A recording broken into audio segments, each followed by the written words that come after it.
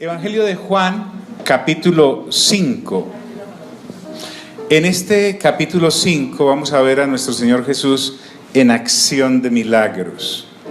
Vamos a mirar también que Él combina su acción de milagros con el punto primordial que el Padre le ha enviado a realizar, y es que traiga vida eterna a las personas que estaban en tinieblas para sacarlas a su luz admirable, y no solamente solucionarles situaciones de su vida biológica temporal, como en el caso que vamos a ver de un señor que estaba enfermo prácticamente desde su nacimiento, y entregarles, como si fuera poco además, la vida eterna. Diga eso conmigo, vida eterna. Bien, entonces vamos a ver que cuanto mayor es la labor que el Señor hace por la humanidad, mayor es el precio que en sí mismo Él paga por la humanidad, pero también va a ser mayor su gloria. Usted también puede aplicar a su vida lo que estos principios de la palabra nos dan. A mayor empeño en lo que estés haciendo, mayor precio tendrás que pagar de entrega por eso que estás haciendo, pero después estarás recibiendo, digámoslo así, mejores cosechas. El Señor, en este caso, nos va a mostrar su grado alto de entrega. Entonces, en este capítulo 5 encontramos que venimos hablando versículo por versículo desde el capítulo 1. Sin embargo, es fácil de captar lo que vamos a mirar hoy. Había una fiesta, los judíos se mantenían de fiesta en fiesta religiosa, muy buenas ellas, y el Señor Jesús subió a Jerusalén, porque recuerde que Él andaba por allá en Galilea, donde su familia y los de su pueblo no creían mucho en Él, pero Él aprovecha esta fiesta y sube a Jerusalén. Es su segunda visita a Jerusalén, entre otras cosas. En la primera no lo recibieron muy bien, hablaron inclusive de matarlo, y aquí pues las cosas en ese panorama no han mejorado. Y empieza la narración, Juan el Evangelista, en este capítulo, con esta historia. Dice él, Juan, que hay en Jerusalén, y usted lo puede verificar, cerca de la puerta de las ovejas, un estanque llamado en hebreo Betesda, que tiene 5 pórticos. Betesda significa casa de la misericordia. Allí el Señor va a mostrar su misericordia por las personas que están sumidas en situaciones difíciles. Estando en ese lugar, el Señor Jesús se arrima a esa multitud, porque eran muchos los que había allí, pero mire la condición de las personitas que había allí. En esto yacía una multitud, diga eso, multitud. O sea, haga de cuenta que usted entró a un lugar y eso está lleno de personas, pero miren la necesidad en la que estaban enfermos, o sea que eran múltiples esas enfermedades, desde dolor de cabeza hasta lepra seguramente. Había personas ciegas, no tenían visión, personas con problemas de movilidad y completamente paralíticos otros. Esta parte de la Escritura es real y es veraz. Sin embargo, la parte que vamos a leer a continuación no lo es. La incluyeron, ahorita les digo por qué. Esta gente estaba en ese lugar porque esperaban el movimiento del agua. Esta parte no aparece en los manuscritos más puros. Esta parte que voy a leer, la voy a leer porque es la versión que estamos siguiendo, pero no está ahí, por lo tanto no va a hacer ni un solo comentario acerca de ella porque es ficción. Que esperaban el movimiento del agua porque un ángel descendía de tiempo en tiempo al estanque y agitaba el agua. Y el que primero descendía al estanque después del movimiento del agua quedaba sano de cualquier enfermedad que tuviese. Entonces esta edición, hasta ahí, no están los mejores manuscritos, como les digo, y son adiciones hechas para congraciarse con las tradiciones judías. Ustedes saben que los judíos son muy influyentes y meten la mano en cualquier cosa, pero esto no tiene coherencia con lo que la Escritura nos dice desde Génesis. Usted puede percibir, sin necesidad de ser un letrado o una persona sapiente en teología, cuando las cosas no son acordes. Cuando usted ha llevado una lectura juiciosa de la palabra, usted puede estar allí y mirar que esta cosa es sospechosa. Un ángel que desciende de vez en cuando, mueve el agua y el primero que tiran al charco entonces se sana. No es porque el Señor Jesús pues lo hubiera validado en su discurso, por lo menos en el Sermón del Monte: voy a mandar un ángel de vez en cuando para que les mueva el agua y se sanen. No tiene nada que ver. Los judíos son llenos de tradiciones, llenos de leyendas, llenos de una cantidad de cosas. Entonces por eso no me voy a referir al asunto. El asunto es que entre esas personas que estaban enfermas había una personita que tenía ¿cuántos años? 38 años, la edad del pastor más o menos, joven él, pero tenía una situación. ¿Estaba qué? Enfermo, por eso estaba allí en Betesda, en el lugar de la misericordia. Es una persona totalmente impedida de movilidad, tiene años de estar en eso. Entonces el Señor Jesús ve la miseria en la que se encuentra este ser humano, que puede representar la miseria de muchos seres humanos. Ya vimos que el Señor Jesús viene haciendo una serie de señales. Lo vimos convertir el agua en vino, lo vimos sanar a esta personita que era hija del funcionario de la semana pasada. Aquí vamos a ver otra señal, y es que va a sanar a este enfermo. Entonces el Señor Jesús, aunque tiene una misión muy importante, que es hacer la voluntad del Padre para traernos vida eterna, Él no pasa como en el Evangelio de Lucas, que nosotros encontramos que había una persona que la habían asaltado y la habían golpeado mucho, y entonces pasaron unos representantes de la religión judía, pasó un sacerdote, lo vio ahí golpeado y tirado, pero seguramente iba de afán para el servicio religioso. Además no lo podía tocar porque quedaba inmundo al tocar la sangre de esa persona herida. Después pasa un levita, que era más o menos en la misma función, y después pasa una persona que no tenía nada que ver en el asunto, un samaritano, alguien que no era del pueblo judío, plenamente, como lo vimos en el capítulo anterior también, y auxilia a esta persona. El Señor Jesús, que no es de esta tierra, porque el Señor Jesús es del tercer cielo, viene a cumplir una misión extraordinaria, que es revelarnos la mente del Padre. Sin embargo, tiene tiempo para esas cositas que tal vez usted y yo tiempo no tenemos, como visitar a un enfermo, porque estamos muy ocupados, tenemos que ir a abrir la puerta del negocio, porque andamos muy complicados en una cantidad de cosas que son temporales, pero que definitivamente la persona que está varada en la vida, como este enfermo, o como el que está fracasado financieramente, o como el que está en una tusa tremenda porque tiene un problema emocional o sentimental, a las personas hay que sacarles tiempo. Mira, dígale, hay que sacarles tiempo.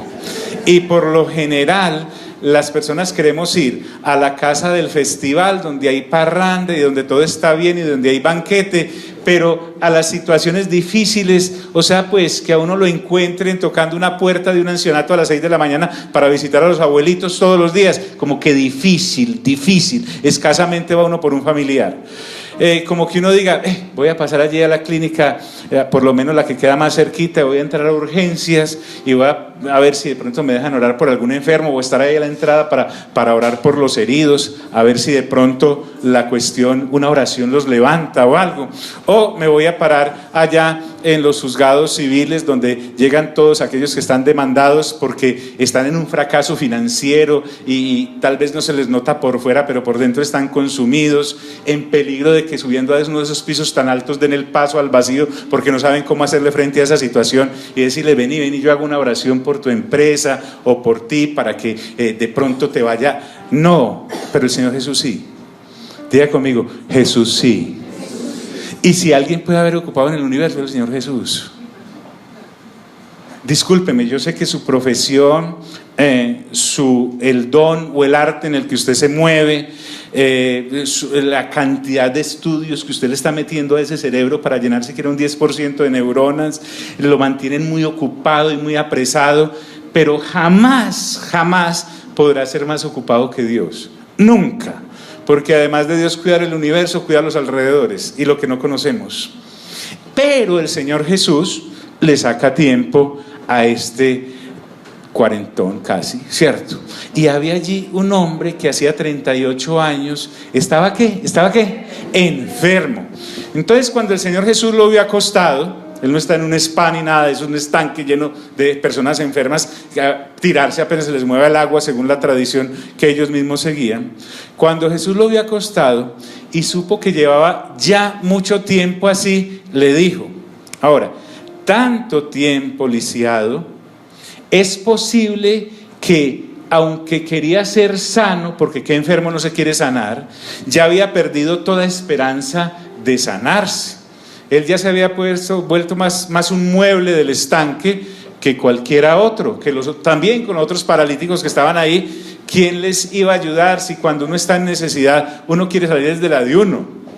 Puede que haya muchas personas enfermas, pero cuando estoy enfermo me parece que la mía es única y especial y que debería salir en la primera portada del periódico, pero las otras no. Entonces había perdido quizá toda esperanza de lo que ser sano significa. Quiere ser sano, pero ya dijo: no, definitivamente yo me muero de esto. Estás tal vez frente a una persona que está ya con el problema, sabe que lo quiere solucionar, pero perdió toda esperanza de que se le abra una puerta. Ya de este golpe ya no voy a levantarme, como dice ese salmo. Cuando Jesús entonces lo vio acostado y supo que llevaba mucho tiempo así, le dice: ¿quieres ser sano? Qué educado, mi Señor. El Señor Jesús no llegó a ese pórtico diciendo: llegó el que es, llegó la alegría de la casa. No, se arregló este estanque, lo vamos a cerrar. Él llega con mucho respeto, asumiendo el dolor de toda esta gente, porque créame, su mamá usted lo puede querer mucho, le ha pasado todo lo que usted ha hecho, su papá también, pero no lo quiere más que Dios. Porque su papá y su mamá fueron el instrumento que Dios usó para traerlo a la vida, pero desde la preexistencia de Dios Él ya tiene un plan para usted. Usted es más hijo de Dios que de su papá y de su mamá. Él sí sabe lo que es amarlo en toda la extensión de la palabra. ¿Me estoy haciendo entender, amigos? Y con mucho respeto me diga: bueno, no, levántese de ahí, pues 38 años ahí, levántese, ya, soy Jesús, Dios, se tiene que parar. No. Él respeta la dignidad que nos ha dado y le dice: ¿quieres ser sano? Es posible que mucha gente que hay a tu alrededor se haya acostumbrado a sus impedimentos. Entonces tú tienes que preguntar. Tal vez encuentras una persona que está sumida en una situación financiera muy difícil. Pregúntele primero si quiere salir de ahí y se le puede ayudar, porque de pronto usted se encuentra con una persona llena de ese orgullo que dice: no, yo soy capaz de salir, ¿qué? Solo, a mí no me tiene que ayudar. ¿Quién? Nadie. Es más, usted llega y le ofrece, le muestra ese cheque o esa situación con la que le va a ayudar y le dice: ¿usted cree que es que a mí qué? ¿O qué? ¿Qué se creyó? ¿Sí me hago entender? Lo del orgullo, recuerden que el orgullo es como los piojos, le da a cualquiera, usted se puede encontrar en una situación bien difícil. Entonces el Señor Jesús se acerca a esa persona enferma hace 38 años y le dice: venga, ¿usted quiere ser sano? Ante esta pregunta, el individuo le responde: no tengo quien me meta en el estanque cuando se agita ¿qué? El agua. El hombre ya ha hecho todo un bosquejo de su enfermedad. Usted va a encontrar a la persona que dice: sí, tengo esta enfermedad, y el médico dice, o por lo menos ya entré a internet y mire que esto se va degenerando más y más y más, ya me empezaron a salir los granitos esos, estoy en la etapa más... Hablan mucho de la situación y del impedimento que tienen, porque aunque la solución se puede dar, ya dejó de creer que puede sanarse, aunque quiere sanarse, y más bien hace toda una apología de: hombre, yo sí llego aquí temprano todos los días, ya hay mucha gente, porque hay gente que madruga, es más, a veces me quedo amaneciendo aquí para ver si me toca ahí al bordito, y quién sabe, según esa tradición, si baja o no baja. Es más, tal vez ni había mirado si el agua se movía o no se movía, porque la gente está ahí tratando de ser sana, porque qué enfermo no quiere ser sano, pero entonces ya tiene su bosquejo. Estoy enfermo, claro, es evidente, pero no tengo quien me meta al agua cuando se agita. Ahí hay un bosquejo de los impedimentos. Y además de que no hay nadie, en esta impotencia que estoy, en este estado de abandono y de desespero, listo, yo empiezo a arrastrarme. Y entre tanto que voy, otro que, ya, el de la gripa llegó primero que yo. ¿Por qué? Porque él sí se puede desplazar, la enfermedad de él es más fácil. ¿Cuántas personas no encontramos así? Muchas. Siempre que te sientas con una persona, te la encuentras en la oficina, en el trabajo, jugando fútbol, montando en cicla, en moto, en cine, siempre, ¿cómo estás? No, ahí. El dolor muy duro todavía hay personas con las que hablas hace años y están en la misma, tal vez no 38 años, sino 39, siempre es el mismo disco rayado porque esa es su situación. La pregunta es, ¿ese ser humano quiere salir de ahí o no? Y estése atento a que no, déjeme así.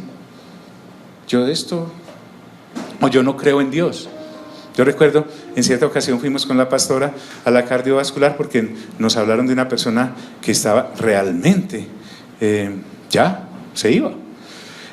Y entramos, porque un familiar nos lo permitió, y le preguntamos que si nos permitía orar para que Dios obrara un milagro si quería. Y nos dijo que no. ¿Cierto? ¿Usted cómo queda? Queda como mudo, ¿cierto? Pero hay que estar preparado para esa clase de respuestas. Porque hay personas que no quieren salir de ahí. Esa es su manera de vivir, su manera de ser. Y a esas personas hay que respetarles eso. Usted no puede llegar como la última gaseosa en el desierto a decir, llegué yo, vengo a sanarlo. No, hay que preguntar. Diga conmigo, hay que preguntar. Están aquí mis amigos. ¿Por qué? Porque una enfermedad como la que este señor tenía, además es muy íntima. Eso es de él. Tal vez no quiera salir de ahí. Tal vez le generaba ganancias como en el capítulo 3 de Hechos. Usted encuentra otro señor que llevaba en una situación similar, creo que 40 años, tirado en el pórtico del templo llamado La Hermosa, y vivía de la limosna que recogía ahí en esa puerta. Lo que menos quería él tal vez era ser sanado. Se había acostumbrado a vivir de su enfermedad. Hay personas que viven y se especializan en vivir de su problema. Y entre tanto que yo voy, otro desciende antes que yo. O sea, este señor sí quiere. He tratado, pero nada, que llego al estanque. Y muy perseverante. De esos 38 años, imagínense, mínimo 20 tratando de salir. Este sí quiere salir, tiene madera para salir. Entonces, Jesús le dice, ante eso ya con una puerta abierta, le dice, levántate, toma tu lecho y ¿qué? Y anda, sin preámbulos. Él no le dijo, venga, haga la oración de entrega, crea en mí, primero tiene que renunciar a todas sus maldiciones generacionales. No, de pronto venga, yo le expulso ese demonio de paralítico que tiene esa situación. No, levántate, toma tu lecho y anda. O sea, lo que en 38 años esa personita no ha podido hacer. Ahora, hay cosas que se ven por fuera. Imagínense las que lleva por una pena en el alma. Sí, esas penas que lleva esa persona ahí una década, 20 años y nada que puede salir de esa situación. Entonces, usted y yo tenemos que estar preparados para eso. Sin embargo, aunque la situación es urgente, la situación es apremiante, la situación es hasta denigrante, uno tirado ahí, no es lo más importante que el Señor Jesús viene a traer, pero le para bolas a eso.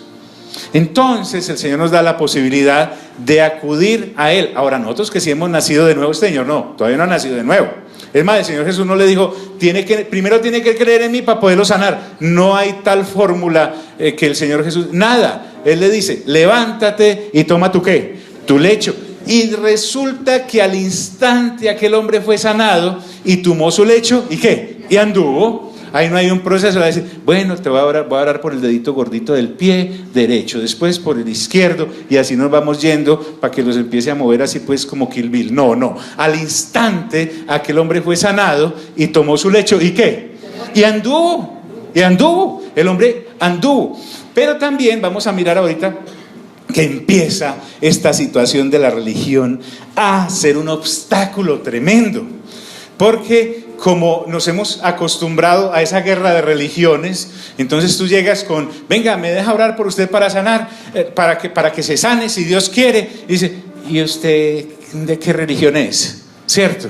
O el que llega con la solución, además llega también con el problema y dice, no, es que usted en esa religión que está con antes no le ha pasado nada. Antes no, pues imagínese, no se le ha caído la cabeza. Usted que no cree como yo. No, señor, el necesitado está necesitado y punto. ¿Me hago entender, amigos?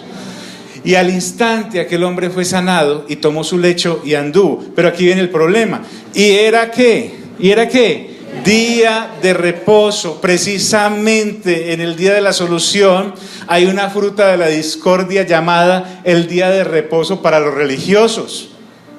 Entonces el religioso siempre se pega a la norma y ni siquiera la interpreta, no le da posibilidad de que el Espíritu Santo se la revele. En otra ocasión el Señor Jesús hizo también algo en el día de reposo, iba con sus discípulos y ellos empezaron a coger mazorcas en el campo porque el hambre era mucha, se mantenían con hambre, comían, que daba miedo, y empezaron a comer y como que ni comer se podía arrancar la mazorquita esa. Y ellos me dijeron, ¿por qué tus discípulos? Y el Señor Jesús tuvo que explicarle, hombre, es que entiendan que no es el hombre el que se hizo por el día del reposo, sino el reposo que se hizo por el hombre. Entiendan que vale más la vida que un día.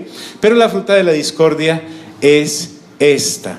Tenemos un hombre sano, un hombre con un milagro a bordo, y los religiosos le dicen, entonces los judíos dijeron al que había sido sanado. Usted se encuentra con una persona que 38 años la ha visto ahí tirada y la ve caminando. ¿Usted qué le ocurre a usted cuando la ve? ¿Qué le dice? ¡Wow! ¡Qué milagro! ¿Sí o no? Venga, le regalo unos tenis, la media maratón es dentro de 8 días, corramos siquiera los 5 kilómetros, nos vamos caminando. Venga para que tenga la experiencia de caminar, es algo extraordinario. Vamos. Pero la estrechez con la que esta gente miraba la ley judía y la estrechez mental de sus representantes, porque no habían nacido de nuevo, por lo tanto no tenían la mente de Cristo y no habían tenido la posibilidad de renovar la mente como para decir siquiera que para Dios no hay nada que imposible. El ángel Gabriel llega donde María, siendo virgen, le dice, niña, va a quedar en embarazo porque el Espíritu Santo lo dijo. Para el ángel es normal decir eso. Él está continuamente en la presencia de Dios, pero ella se investiga y dice, ¿cómo yo que no conozco hombre voy a quedar en embarazo? Y él se acuerda y dice, le explico, para Dios no hay nada que imposible, por lo menos. Pero para muchas personas, para Dios sí hay muchos imposibles. Su problema es tan grande, ese sobregiro es tan grande, esa enfermedad es tan tremenda, ese problema intrafamiliar es tan perverso, que él dice, no, para mí ya no hay solución, ya no hay alivio. Pero además, con toda esta otra gente encima, los judíos le dicen al que había sido sano, no le dijeron, venga, corramos juntos, venga, lo invito a caminar, venga para que vaya fortaleciendo sus músculos, nada. Le dicen, es día de reposo y no te es lícito llevar ¿qué? Tu lecho. Porque el Señor Jesús, recuerden que es muy educado, primero le preguntó, ¿quieres ser qué? Sano. El segundo acto de educación del Señor es, no deje nada por ahí tirado, coja ese lecho y lléveselo pues para que no estorbe ahí, se tropieza a alguien y se quiebra la cabeza. Él iba con su lecho, primera vez estrenando piernas, y estos religiosos les dice una de las tantas cosas laborales que eran prohibidas el sábado. Tantas cosas. Por ejemplo, no podían caminar más de 1 milla el día sábado. No podían ni siquiera desatar sus animales en las labores del campo. No podían hacer una cantidad de cosas y mucho menos cargar cosas en público. A ellos no les interesa que el hombre está sano. A ellos les interesa observar un rigor que, a propósito, el Señor Jesús, que fue el que dio la ley de Moisés, ¿o no fue Dios el que dio la ley de Moisés? Y todo lo que viene de Dios es ¿qué? Bueno, agradable y perfecto. O sea, la ley de Moisés es buena, pero sin embargo Él viene a traer un mejor pacto. Y entonces él no puede ponerse a contemplar caprichos religiosos que, ay no, que no le toque la tradición a esta pobre gente. No, el Señor Jesús por esas cosas sí pasa por encima. ¿Por qué? Porque hay que ayudar al que está necesitado. A eso he venido, a sanar a quienes, a los que están enfermos. Le garantizo que toda esta gente estaba aliviada. El día de reposo, usted necesita llevar tu lecho. Claro, ellos siempre estaban sobre sus pies. A ellos no les importaba ese hombre. A la religión no le importas. Mira al de lado, dígale, ay. Eso sí, te quieren tener ahí. Es día de reposo, no te es lícito llevar tu lecho. Y él le respondió, claro, hablar sí podía.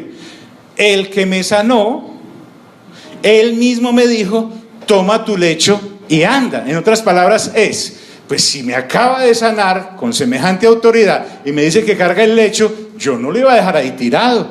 Inmediatamente le obedecí.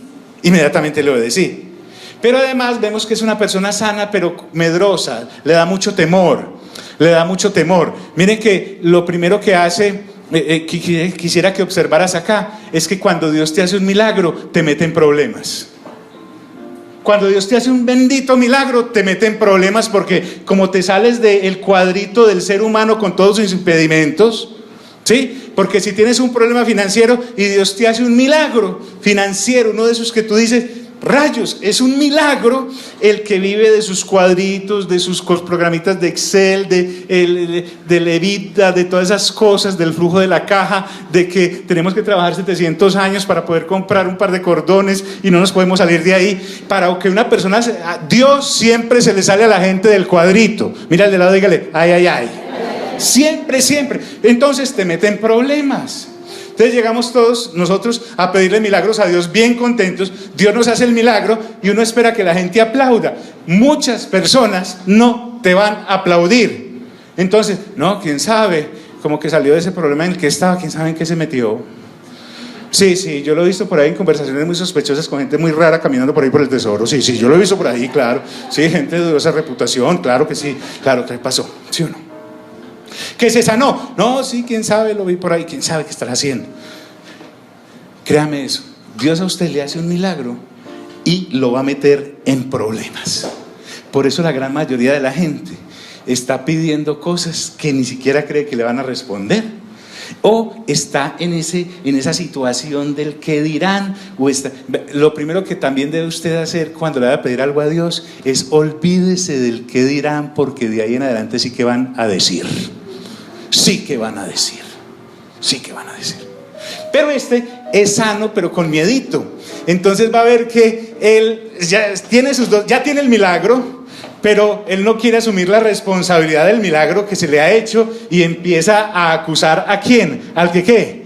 Empieza a aventar al que se lo hizo. Vamos a ver que en este milagro el Señor Jesús sana a un paralítico, pero la lengua sí era de un sapo tremenda. Va a ver, mire, él le respondió, el que me sanó, él mismo me dijo, toma tu lecho y anda. E inmediatamente entonces le preguntaron, ¿quién es el que te dijo, toma tu lecho y anda? Vuelvo al punto, ay, qué milagro, está caminando. No, muéstremelo. Afortunadamente en ese momento, el Señor Jesús no estaba por ahí, porque esta gente le estaba diciendo, muéstremelo, y no era para felicitarlo. O sea, donde esta gente coja al Señor Jesús, lo crucifican 3 años antes. El Señor Jesús acá no deja que lo tomen porque todavía no ha llegado su ¿qué? Su hora. Vas a ver que esta palabra, todavía no ha llegado mi hora, se repite muchas veces en el Evangelio porque el Señor Jesús vino con un programa puntual de cumplimiento. Era tal día a las 3 de la tarde en tal monte, ni antes ni qué, ni después. Entonces el Señor Jesús, a punto de ser apresado, si hubiera dicho quién era, entonces, como era tanta la confusión, miren qué bonito esto, y el que había sido sanado no sabía quién fuese, porque Jesús se había apartado de la gente que estaba en aquel lugar, se camufló entre la muchedumbre, porque aún no había llegado su ¿qué? Su hora, pero sí había llegado la hora del que estaba enfermo. La hora nuestra siempre está dispuesta. O sea, usted califica para un milagro en todo momento. Usted no tiene que entrar en la fila de los milagros. Nunca vaya a pedirle a Dios cosas pensando, ¿cómo será la fila para esto? Sí, por ejemplo, la fila de quiero novio, ¿cómo será esa fila? Larguísima. ¡Ja! Y hay gente, bueno, en fin, que sí necesita un milagro en esa área, ¿cierto? Entonces, el que había sido sanado no sabía quién fuese, porque Jesús se había apartado de la gente que estaba en aquel lugar, porque no había llegado su qué. Pero diga conmigo, mi hora siempre es. Eso sí, siempre es la hora suya. Entonces, este que ya podía caminar empezó a estrenar sus piernas y dice que después halló a Jesús en el templo. Miren, del estanque al templo, él ya se movía y halló a Jesús y el Señor Jesús le dice, hey, fulanito, has sido sanado, diga conmigo, has sido sanado. Pero mira lo que el Señor Jesús le dice, no peques, ¿qué? No peque más. O sea que este señor estaba impedido para moverse, pero no para pecar. Si el Señor Jesús le estaba diciendo esta vaina era porque el tipo tenía en alguna obra de la carne o en varias. Estaba, en la carne sí caminaba. Era paralítico, pero en la carne sí. No sabemos si este tipo era un adúltero, un fornicario, un asesino, un chismoso, un pendenciero, un ladrón. No sabemos, pero el Señor Jesús le dice, ¿no qué? No peques más. Y le hace una advertencia tremenda para que no te venga alguna cosa ¿qué? Peor. Entonces, ahora lo encontramos, no en el estanque, sino en el templo. El hombre ya se movía. Esa frase de no sigas pecando me muestra que su condición física no le impedía pecar. Es interesante. Para el Señor Jesús es muy importante que fuera sano físicamente, pero era más necesario que fuera santo. Más que sano, al Señor le interesaba que este hombre fuera santo. Y santo, recuerden, no es la cosita aquí con la ruedita acá. Santo significa apartado para Dios. El Señor Jesús sanó mucha gente. Cierta ocasión iba y vio, creo que eran 10 leprosos, y se queda mirándolos y los sana a los 10, y solo regresó uno a darle las gracias. Tanto fue la cosa que el Señor dijo, ¿y dónde están los otros 9? Ah, no, Señor, no vinieron, porque a mucha gente se le hace milagros. Usted en este caminar puede encontrar personas que vienen por el milagro, se van con el milagro y se roban el milagro. Jamás vuelven. No, vuelvo la próxima semana. ¿Sí? Usted encuentra personas que, Señor, hazme el milagro de que ocurra tal cosa, y les ocurre, y además de eso lo llenan de promesas. No va, si el Señor me da esto, cuente que ahí estoy, y cuéntelo pues. ¿Sí me hago entender? El Señor Jesús está más interesado en que sea santo que en que sea sano y pueda hacer las dos cosas. ¿Me hago entender, amigos? Es importantísimo, porque aunque lo sanó, este señor de 38 años, hace 2000 años ya debió haber fallecido. Sanito y todo, se iba a morir paralítico o caminando, y anduvo efectivamente. Pero el Señor Jesús le recalca, básicamente tienes que nacer ¿de qué? De nuevo. Porque si no naces de nuevo, vas a seguir caminando en las obras de la carne. Y, pastor, deme otro ejemplo de que a uno le pueden ocurrir cosas peores. En otra ocasión, usted va a encontrar en Lucas que el Señor estaba hablando con la gente y le dice, vea, cuando uno echa un espíritu inmundo de una persona, ese espíritu inmundo, ese demonio, sale de la persona y se va a vagar por lugares desiertos. ¿Cuál era la enfermedad de ese hombre? Era un poseso. ¿Cuál era la enfermedad de esa mujer? Era posesa, estaba con varios demonios, ¿correcto? Y el demonio se va y empieza a darse cuenta que no tiene dónde ¿qué? Vivir. Diga conmigo, vivir. Porque los demonios viven dentro de la gente. Ay, pastor, no me diga eso. Lea el evangelio y verá. Entonces dice, ¿yo qué hago por acá? Voy a volver a mi casa. O sea, a la persona de la cual había ¿qué? Salido. Y la encuentra vacía. O sea, no llena de la presencia de Dios. Y el demonio silba. Bueno, yo nunca, pero los demonios sí silban. Y viene y llama con ese video 7 demonios peores que él. Y dice que chumbulún griego, chumbulún, se le meten a la persona y el postrer estado de esa persona es peor que el primero. Lo mismo, vaya sino que peque más, porque para que no te venga algo que, alguna cosa que, peor, vuelve y queda paralítico, ciego, sordo y mudo, imagínese, y se le cae alguna cosa, se le cae el pelo. Entonces, algo así, porque el Señor Jesús quiere que vivamos bien. Esa es la otra cosa. Nuestro buen Dios quiere que vivamos bien, no mal. El hombre, la Biblia no dice si se consagró. Es más, me sana, lo mejor que puede hacer un agradecido es: me voy a caminar con él varios días para aprender de él. No. Este hombre, lo primero que hace, después de que el Señor Jesús le da semejante bendición, es: el hombre se fue y dio aviso ¿a quiénes? A los judíos, a los que decían: ¿quién es el que lo sanó? ¿Quién es el que lo sanó? Que lo querían matar. Y les dijo: se llama Jesús, es de Nazaret, pelilargo, anda sanando una cantidad de gente. Vea la foto. Me tomé una selfie con él para que lo reconozcan. El Señor Jesús sanó ¿un qué? Un sapo. Entonces, Jesús es el que me ha sanado. Tremendo problema. No solamente es ingrato, sino que acusa al que no debía acusar. Es más o menos lo que yo veo en ese pasaje. Usted puede ver otra cosa más romántica, pero a mí me parece, Señor, un sapo. Entonces, la intención con que la hizo no lo sabemos, pero el efecto sí no se hizo esperar. Entonces dice: y por esta causa los judíos perseguían a Jesús.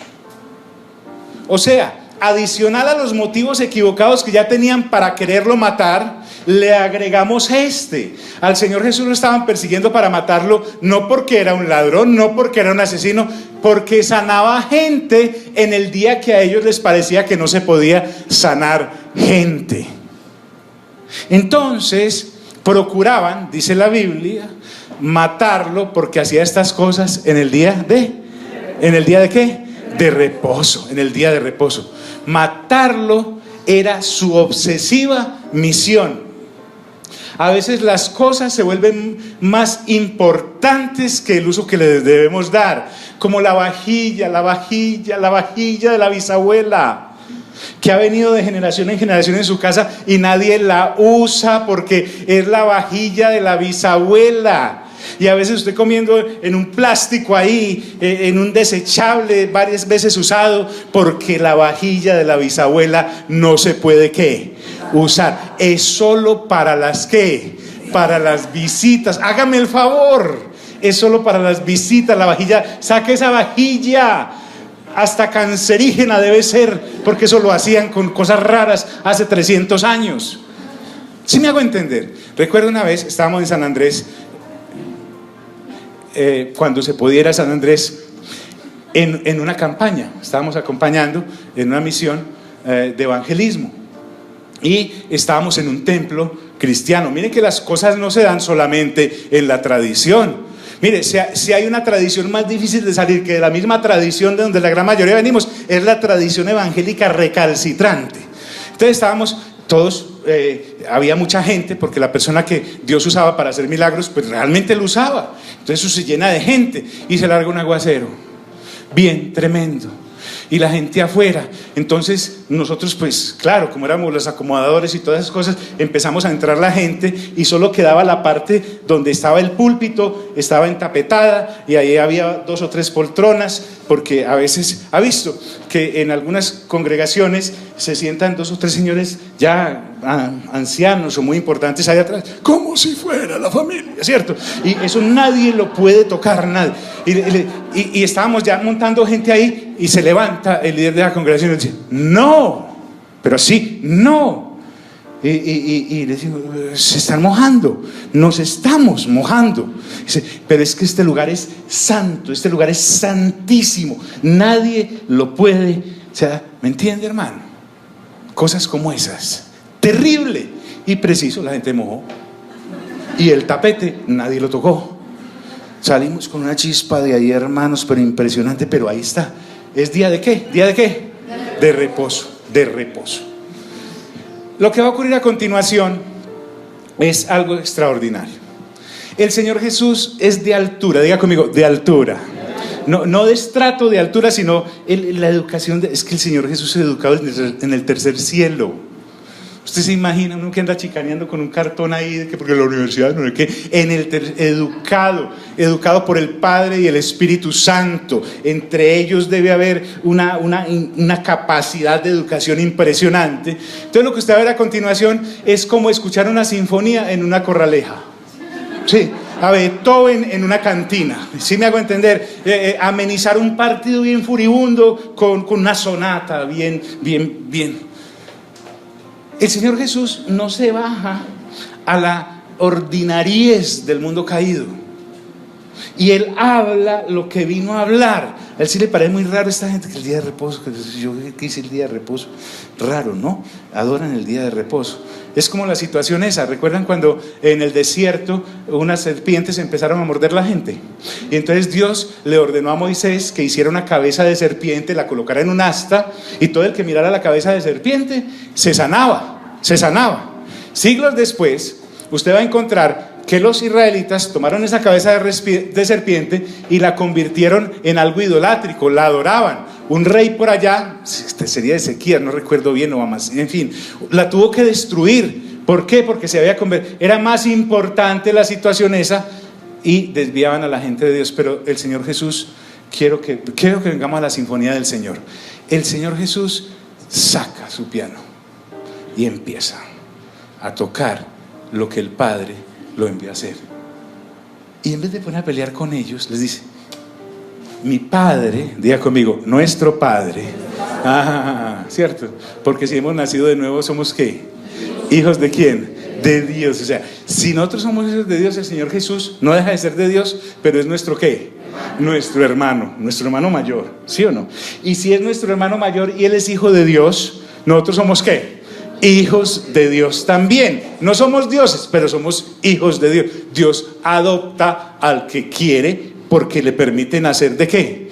De nuevo. Es como cuando usted consigue, ¿ha visto esos perritos que parecen gremlins? Sí, monstricos, y una familia adineradísima toma ese gremlincito, más bien lo peinan bien y todas esas cosas, y se da cuenta que era una rata. Algo así es lo que ha ocurrido con nosotros. Ese gremlin caído, usted, sí, mi hermano, yo sé que usted va al salón de belleza y todo, y le peinan los pelos esos, pero caídos estábamos en la peor de las miserias, y Dios llega consciente del asunto, del ratón que está tomando, y lo lleva a esa categoría de nacer de nuevo, y le dice de ahora en adelante: hijo. Entonces el Señor Jesús empieza a tocar su sinfonía, a interpretarla, y dice: mi Padre hasta ahora trabaja, ¿y yo qué? Lo que está diciendo es: hago lo que mi Padre hace, ayudar a la gente. Me van a perseguir a mí. El problema es que si me persiguen a mí, ¿lo persiguen a quién? A Él, como cuando usted le pegaban en la guardería y usted iba a un grandulón. Usted decía: voy a ir ¿por quién? ¿Por mi qué? Por mi papá. Así el Señor Jesús dice: hasta ahora trabaja mi Padre y yo también trabajo. Además de que ustedes están interpretando mal el día de reposo y lo están usando mal para lo que no es. Sin embargo, claro, como ellos no tienen el educado del oído para esa música, porque para escuchar el evangelio del reino uno tiene que nacer ¿de qué? De nuevo. Esta gente que estaba en su mismísima carne, tenían religión, pero de Dios no sabían ¿qué? Nada. Por esto los judíos aún más procuraban matarle, más les ardía. Claro, porque ellos están acostumbrados a esa música. Usted y yo, como nacidos de nuevo, sí estamos acostumbrados a esta música. Porque los judíos procuraban matarle, porque no solo quebrantaba el día de ¿qué? De reposo, sino que además se decía que Dios era su propio ¿qué? Padre. Pero qué engrandecido este individuo que quebranta el día de reposo. ¿Cómo se atreve a decir que Dios es su propio Padre? Pero pasaban por alto que lo que el Señor Jesús estaba hablando ahí no era una paternidad pretendida, sino que era normal para el Señor Jesús confesar en cualquier lado y en cualquier lugar que Dios era su ¿qué? Porque era su ¿qué? Porque era su Padre. Él no estaba diciendo ninguna mentira. Pero esto pasa cuando la gente se adueña de la franquicia.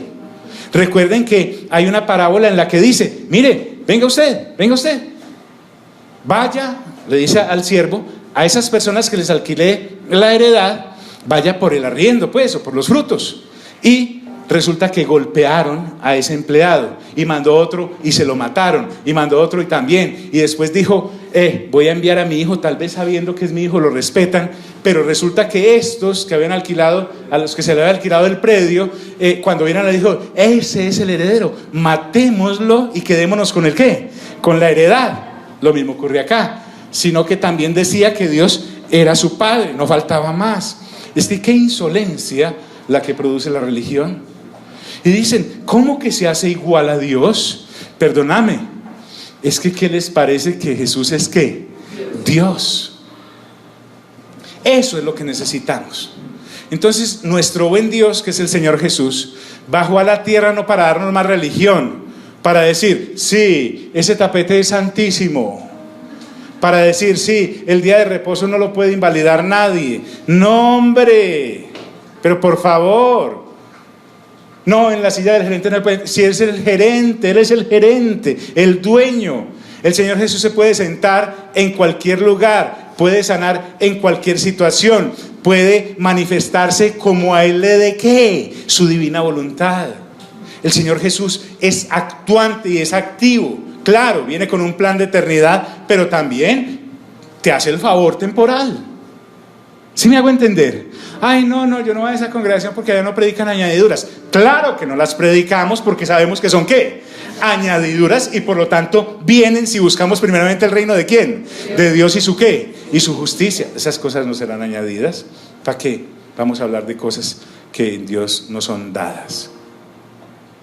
Entonces el Señor sigue tocando, interpretando su sinfonía, y responde y les dijo, de cierto os digo. Siempre que encuentre esto, de cierto os digo, lo que el Señor Jesús está diciendo es, presten atención, presten atención, presten atención. O sea, si lo que les acabo de decir es importante, lo que a continuación sigue es más importantísimo, porque jamás el Señor Jesús abrió su boca para darnos un dato estadístico, sí, para darnos el marcador de tal parte. No, el Señor Jesús, perdóname, no habla bobadas. El ser humano caído habla bobadas importantes, pero no dejan de ser ¿qué? Bobadas. ¿Cómo defino yo si lo que hago es una bobada? Si esa cosa que estoy haciendo no pasa a la vida eterna, ¿es una qué? Bobada, es sin importancia. Pero es que usted no sabe, lo importante es que para mí lo que yo estoy haciendo, para usted. Pero resulta que Pablo dijo, nada hemos traído ¿a dónde? A este mundo, y nada nos hemos de ¿qué? De llevar. Esta sinfonía que el Señor está sacando a relucir en este evangelio es importantísima. De cierto les digo. Y les dice, no puede el Hijo hacer nada por sí mismo si no se lo va a hacer ¿a quién? Al Papá. Lo primero también, todo lo del Señor es primero. Uno no puede decir 1, 2, 3, no, todo va a ir como primero. Otra cosa importantísima que el Señor viene a enseñarnos es a que la independencia es un fraude del ser humano caído, alejado de Dios, así tenga religión. El Señor Jesús viene a enseñarnos dependencia. Diga conmigo, dependencia. A usted y a mí desde pequeñitos, desde el vientre de la madre nos vienen diciendo, nos ponen discos de hipnopedia, diciendo, serás independiente, serás el mejor, saldrás adelante, no necesitarás a nadie, los demás en el salón jamás te van a alcanzar, tú puedes solo, eres como Rambo, eres como Arnold Schwarzenegger, eres como Thor, sí, Thor, cierto, eres un Avengers, cierto, sí, la Mujer Maravilla, Super Mosca, todas esas cosas. El Señor Jesús dice, yo soy Dios, pues tampoco les puedo mentir en eso, yo soy Dios, ¿cierto? Yo soy Dios. Pero resulta que yo no hago nada si mi Padre no me lo dice. Y cuando lo hago como Él lo hace. Sí, estamos viendo que el Señor Jesús habla nuestro infantil lenguaje humano para darse a entender. Él lo que está diciendo es, los que hemos tenido una buena relación con nuestro Padre, ¿cierto? Usted dice, ese es mi superhéroe.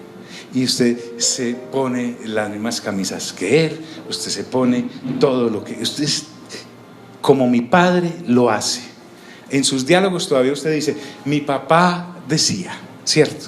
Mi papá dice de esta manera. Lo mismo que el Señor Jesús viene a decir acá. El Señor Jesús no estaba esperando a tener 18 años para tener cédula, dice, de la casa. ¿Sí me hago entender? Él no estaba esperando a tener su primer apartamento para volarse y no tenerle que dar cuentas a nadie. O sea, al Señor Jesús fue imposible echarlo de su casa. Es más, el Padre lo mandó 33 años y medio para acá y allá volvió y se le trepó por la resurrección. Porque él dijo, yo en la casa de mi Padre quiero que estar. Es más, y dijo, en la casa de mi Padre muchas moradas que hay. Ahora la gente nos enseña y la sociedad caída nos enseña, váyase de la casa. El Señor Jesús lo que nos dice es, vuélvase para su casa, que en la casa de mi Padre muchas moradas que hay. Ay, pero me van a decir Bombril, no importa, no importa. Somos la generación Bombril, los que volvemos a la casa del Padre. Gloria a Dios. Eso es lo que Dios quiere. ¿Por qué nos metimos en tantos problemas? Por irnos de la casa del Padre. Es más, algunos ni estuvimos jamás en la casa del Padre y salimos a hacer las cosas. Va a ver, viejo arcaico, ¿cómo les dicen? Quedaos, generación no sé qué, generación picapiedra. Van a ver cómo lo hacemos los millennials. Van a ver. Y claro, eso es golpes por allí, golpes por allá, quebradas por allí, fracturas por allá, decepciones por aquí, enfermedades por allá, porque nos fuimos ¿de dónde? ¿De la casa de qué? Del Padre. Y el Señor Jesús viene a decir, los vengo a recoger porque son pródigos todos, se desperdiciaron la fortuna. Usted no la desperdició en rameras, no, pero se ha quebrado. Usted no la desperdició en rameras, pero se ha enfermado. Usted no se... ¿Sí me hago entender, mis amigos? ¿Por irnos de dónde? De la casa del Padre. Entonces lo primero que el Señor Jesús viene a decir, que todos primerísimo, es, les vengo a decir que las cosas hay que hacerlas como dice el Padre, como veamos que las hace el Padre. Somos imitadores. Necesitamos tener la mente ¿de quién? Del Padre, del Padre. Y lo agrega, lo remata y dice, porque todo lo que el Padre hace, también lo hace ¿quién? El Hijo igualmente. El Hijo igualmente.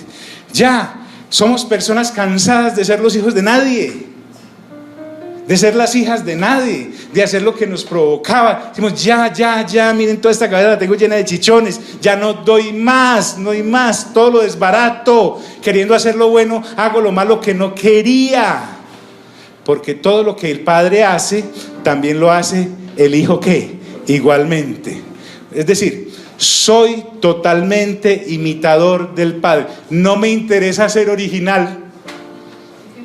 Ay, me he visto como he visto el Padre, como lo que come el Padre, hablo lo que habla el Padre, pienso como piensa el Padre. Ya. No sé si me está haciendo entender, hermanos. Ahora, ¿qué me mueve a mí ser igual al Padre? Nada. El amor. Mírale, dígale, el amor.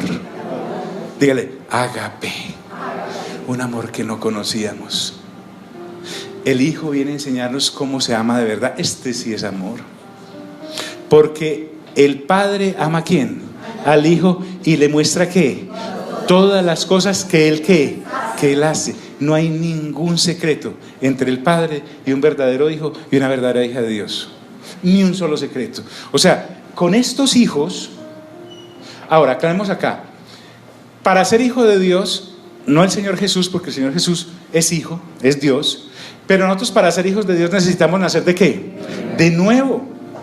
Para que no haya ningún secreto entre nuestro Padre Dios y nosotros, necesitamos nacer ¿de qué? De nuevo.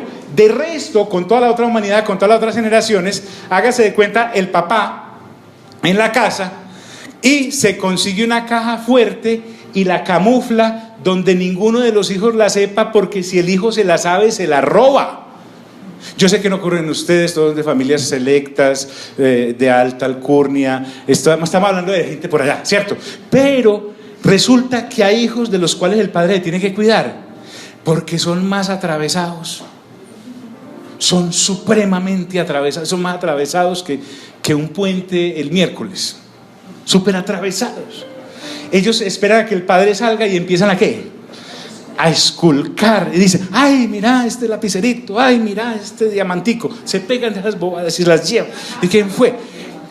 Pero resulta que con los hijos e hijas el padre no tiene ningún ¿qué? Ningún qué, ningún secreto. ¿Por qué? Porque les muestra qué. Algunas cosas, todas las cosas que Él hace. Ese Padre, nuestro Padre Celestial, una vez te adopta como hijo, como hija, y se venga para acá. Lo primero que tenemos que hacer es renovar mente, porque la manera de pensar lo está matando. Y para eso necesitamos renovar tu mente, para que ante el odio tú respondas con ágape, ante las venganzas tú respondas con ágape. Pero no es que a mí me enseñaron que la venganza, de hecho mi nombre es venganza, revenge. Sí. No, eso no me sirve, no me sirve eso, porque yo no lo estoy educando a usted para una pelea o dos, yo lo estoy educando a usted para la eternidad. Diga conmigo, la eternidad. Lo estoy educando a usted para que sepa que ni la muerte lo puede apartar de mí, ni la muerte la puede apartar de mí. Ay, pero es que yo he tenido, en el capítulo 4, la mujer samaritana prácticamente le dijo: es que he tenido 5 maridos y el que he tenido no es mi marido, o sea, 6, ¿cierto? El Señor Jesús no le prestó atención a eso. Dijo: usted va a ser de aquí en adelante hija de Dios, y como hija de Dios usted tiene derecho a saber todas las cosas del Padre. Ay, pero a mí me dijeron en la religión que no podía porque ya la sexta, ¿no? La sexta. Sí, no, pero has nacido de nuevo. Necesito darte la mente del Padre. No sé si me estaba haciendo entender, amigos. Es clave esto, porque el Padre ama al Hijo y le muestra ¿qué? Todas las cosas que Dios ¿qué? Hace. Pero cuando uno solo tiene religión, dice: pero es que a Dios no lo ha visto nadie. Él vive muy ocupado por ahí encaramado en el tercer cielo. ¿A mí qué me va a mostrar? A mí me han enseñado que yo no soy nadie para que el Señor me diga.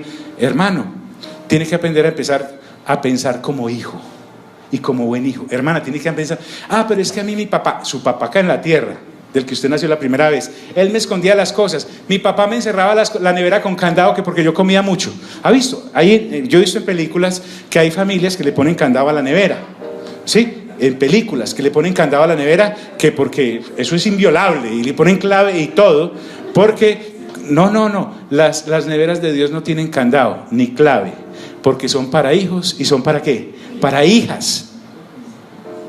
¿Por qué se dan tantos problemas a nivel matrimonial? Porque claro, cada uno viene de sus respectivos candados y de sus respectivas cerraduras de cada familia, dependiendo cómo lo hayan criado allá. Por eso el Señor Jesús le dice: borrón, nazca de mí, quiero que sea mi hijo y mi hija, sin importar si usted es Gutiérrez, López o Aparicio. Y entonces, de aquí en adelante, usted será un hijo o una hija mía, y como hijo o como hija mía, usted tiene que aprender a sentirse realmente orgulloso de eso. No es como: yo no puedo decir que soy cristiano, o que estoy viniendo a estas cosas, que mañé. No. Usted una vez ha tenido una relación con Dios, usted es hijo de Dios donde sea. Es que usted es creyente. Sí, hasta la médula. ¿Cómo decís vos eso en una reunión de junta directiva? Porque ¿cuál junta directiva ni qué carajo? Yo soy hijo e hija de Dios y estoy aquí precisamente por eso. ¿Sí me está haciendo entender, amigos?